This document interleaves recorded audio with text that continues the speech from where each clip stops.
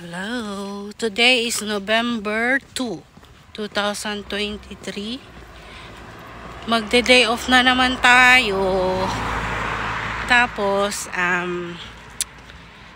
kasi hindi alam ng family ko na uuwi ako ng December.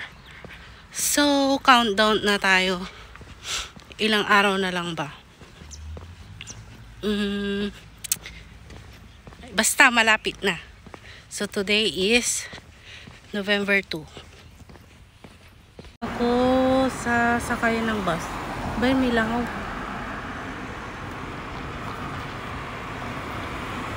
Delayed ang bus. 7 minutes.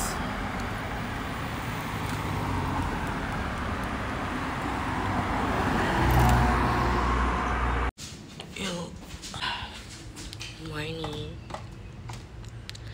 Kailangan kong kumain ng something para makainom ako ng gamot. I feel so sick right now. Hindi ko alam kung anong meron. Sipon ko. Hindi ako makahinga. Humihinga na nga lang ako sa bunganga ko. So, gawa tayo ng coffee.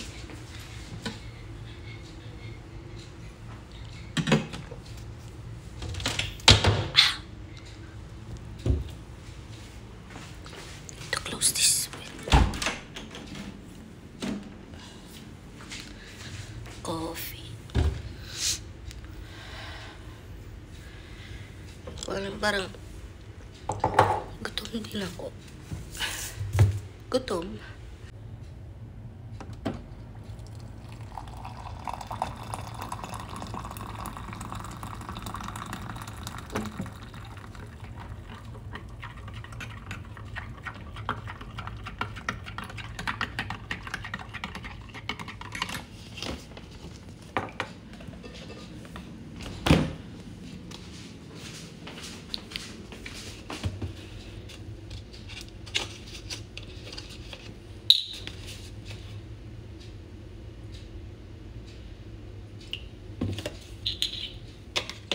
Kumain ng something kasi kailangan kong uminom ng gamot. So, magbre-bread na lang ako kasi tinatamad ako magluto. So, wala akong power para magluto ng something or gusto ko sana ng egg kaso tinatamad ako magluto. So, yan na lang. Magbre-bread na lang tayo. Masarap to. From Roladi. Today is November 12. So, ilang days na lang. Ang flight ko dapat is December 5. Tapos, na-move siya ng December 6. Dahil sa situation dito sa Israel. So, yung airline ang nag-move. So, buti naman wala nang dagdag kasi sobrang pataas ng pataas yung babayaran ko sa ticket. Umabot na ako sa $1,750. Sobrang laking pera na yun sa Pilipinas. Pero, syempre, dahil kailangan ko umuwi or gustong-gusto ko na talagang magbakasyon man lang. So, yun, kinagat na natin yun. Anyway, tinulungan lang din ako sa ticket ko ng mga friends ko, ng best friend ko, ng ano nila. So, yun. Hopefully, sana hindi na siya ma-move. And then, siya nga pala, dito is pa winter na. So, medyo parang makulimlim ngayon. Naghihintay ako ng bus. Wala pang bus. Siya nga pala, nung last day off ko, sabi nila is merong bumagsak na bomba dito sa place ko sa Sabion. And then, super lapit niya sa bahay namin. As in talagang 1, 2, 3, 4, pang-5 lang siguro na bahay. Doon siya bumagsak. Papakita ko yung video sa inyo kung saan siya. So, doon yung bahay namin.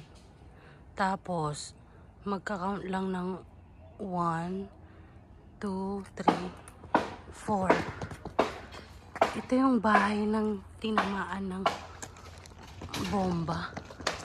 So, malapit lang talaga siya sa amin. Dito sa Sabion. Ayan oh. Oh my God, super lapit. Pero hindi kasi ako naka-duty nun eh. Oh my God. Tinalang walang nasaktan. Ay, naabutan na naman ako ng ulan. Lagi na lang ba ako naaabutan ng ulan? Today is November 18? November 18. So, ilang days na lang? 2 weeks? 2 weeks or less than 2 weeks na lang. Pauwi na ako sa work. Today is November 20 at naka-duty ako ngayon. So, ilang days na lang. Good morning. Good morning. Today is November 21, Tuesday, day of ko later. Pero, naghihintay pa lang ako ng 7 para paliguan yung alaga ko. Oops. Malapit na.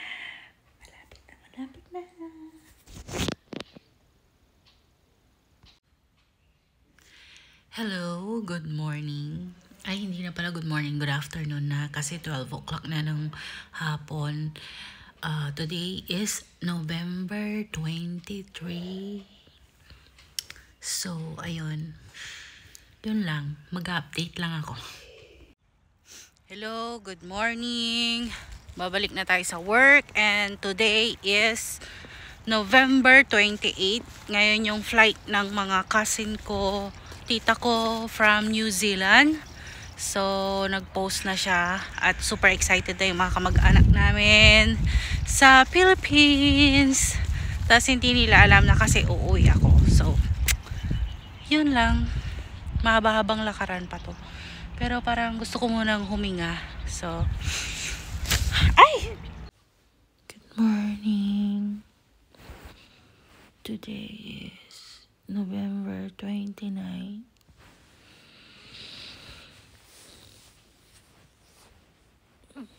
6:46 a.m. Malapit na.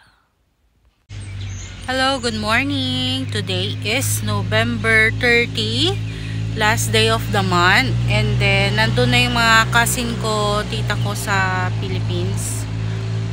So, ilang araw na lang. Konting tiis na lang. Hello, today is December 1. Kakatapos lang namin pumunta ng sementeryo. Kasama ko ay yung dating anak ng amo ko na si Ima Raquel. So, yun, nagbanding din kami after sa bahay nila Nurit. At masaya lang. I feel good. On the way naman ako ngayon sa DOR para kunin yung aking sahod. Hi, today is November 3 and kakabalik ko lang kanina sa work. Sobrang naghabol ako ng schedule ko mula pa nung Thursday, Friday, Saturday, Sunday. Sobrang daming ganap. So, I'm so tired.